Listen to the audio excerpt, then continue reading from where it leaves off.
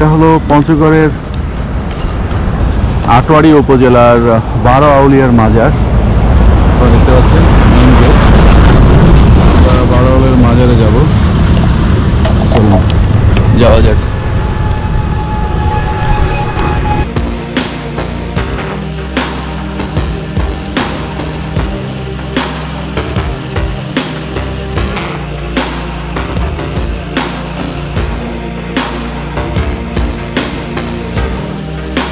বাহ, গেটটা তো অনেক সুন্দর।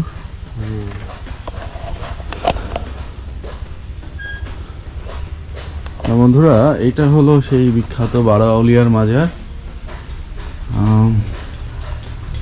আয়নায় আমার চকচক করছে। আর এখানে মোজাইক পাথরে লেখা আছে 12 আউলিয়ার মাজার শরীফ, সংস্করণ ইমামুল আরেফিন সাসুফি সৈয়দ আলাউদ্দিন আল আজাদ। আচ্ছা, নকশবন্দি মোজাদ্দেদি রহমতুল্লাহ পীর সাহেব কেবলা, সিরাজগঞ্জ, পাক দরবার শরীফ কর্তৃক অনুমোদিত। আচ্ছা, 12 আউলিয়ার মাজার। ওকে, 2021 সালে এটা সংস্কার হয়েছে। আর এই অংশে আসলে কি আছে একটু দেখি। আচ্ছা, এই সেই মাজার, লক করা আছে, অর্থাৎ বন্ধ করা আছে। আচ্ছা, বাইরে থেকে দেখার সুযোগ আছে, তো আমরা বাইরে থেকে দেখব। মাজার শরীফ মানে তো আসলে কবরস্থান, পীরদের, পবিত্র মানুষদের কবরস্থান। আচ্ছা, আর এখানে বছরের একটা সময় দর্শনার্থী আসেন হাজার হাজার, তাদেরকে দিয়ে তারা আসলে এখানে উৎসব করেন। উৎসব ঠিক না, তারা এখানে নামাজ টামাজ পড়েন, মানত করেন শুনেছি।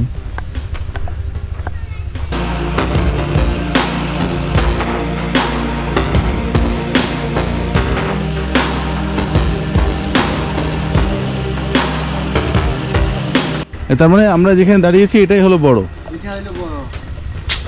আর এরকম সাজানো বা এরকম বড় আকারে আর কোথায় আছে? না, এটাই না? আচ্ছা,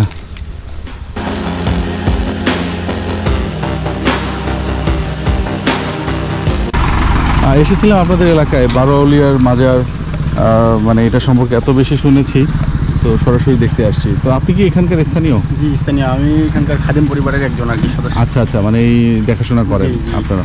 আচ্ছা, একটু বলেন তো মাজার সম্পর্কে কি জানেন বা এখানের সার্বিক অবস্থা কি? মানুষ এখানকার মাজার সম্পর্কে এটা হলো, ধরেন যারা মোগল সম্রাট থেকে এই স্থাপনাগুলো আছে, এরা আর কি ইসলাম প্রচারের জন্য এখানে আসছিল। তখন এটা পুরোটাই জঙ্গল ছিল আর কি। আচ্ছা, গাছপালা ভরা। এখনো তো মানে মানুষজন কম, মানুষজন কম, ঠিক। চারপাশে এখনো খোলা মাঠ, গাছপালা, মানুষ ঘনবসতি নাই। জি, হ্যাঁ। তো এরপরে ধরেন যখন মোগল সম্রাটের আমলে তখনকার ইট এখানে এখনো যে স্থাপনা যেগুলো কবর, এগুলোর মধ্যে এখনো পাওয়া যায়।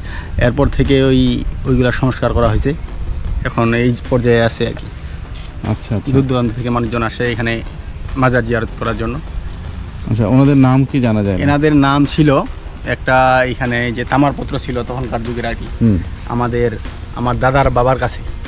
তখন এইটা যখন এই যে মহামারী একটা আসছিল, যে কলেরা নামে বসন্ত একটা রোগ আসছিল, তখন এটা আর কি যত কিছু আছে বাড়ির আসবাবপত্র সব কিছু এক কুয়া করে কুয়ার মধ্যে রেখে দেয়। আচ্ছা, এরপর থেকে ওইটা বিলুপ্ত হয়ে যায় আর কি। ওই যে এদের জীবন বৃত্তান্ত যেটা ছিল সেটা তখন থেকে আর সংরক্ষণ করা সম্ভব হয় নাই। বুঝতে পারছি।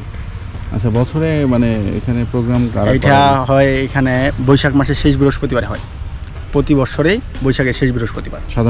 সাধারণ মানুষ এখানে বাংলাদেশের বিভিন্ন জায়গা থেকে এখানে মানুষ আসে।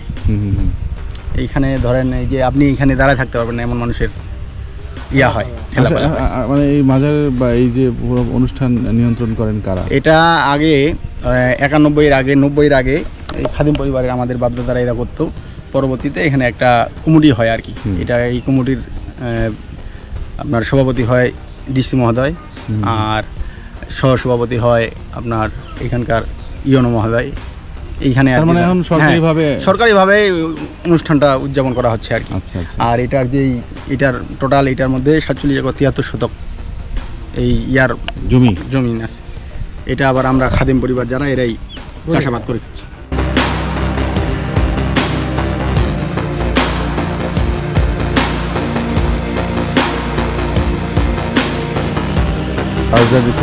কবরস্থান নাকি? না কবরস্থান না, এখানে টোটাল কবরস্থান হলো ভিতরে আছে 2টা। আচ্ছা।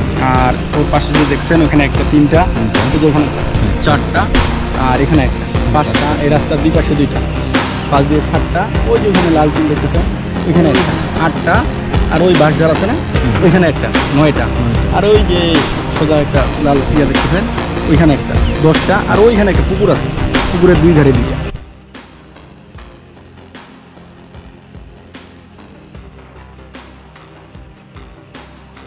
ওরা ইসলাম প্রচারের জন্য আসছিল, বিভিন্ন ছড়ানো ছিটানো। এরা এটা কি হইলো, ওরা যখন আপনার ইয়ামিন শহর থেকে আসছে আর কি, আমার যেটা শোনা কথা, ইয়ামিন থেকে আসছে, আসার পর থেকে এই পুরা এলাকাটা ছিল হিন্দু, মুসলিম ছিল না। ওরা মুসলিম আর কি ওই ওদের ইসলামের দাওয়াত দিছে। দাওয়াত দেওয়ার পর থেকে ওরা আর কি যে যেখানে বসছে সেখানে আল্লাহর ইয়া থেকে ওইখানে আর কি শহীদ হয়েছে, এটা আমার শোনা কথা। আচ্ছা আচ্ছা আচ্ছা। যে যেখানে মারা গেছে তাকে, হ্যাঁ, তাদের সেখানে সমাধিত হয়েছে, তাদের সমাধি সেখানে হয়েছে।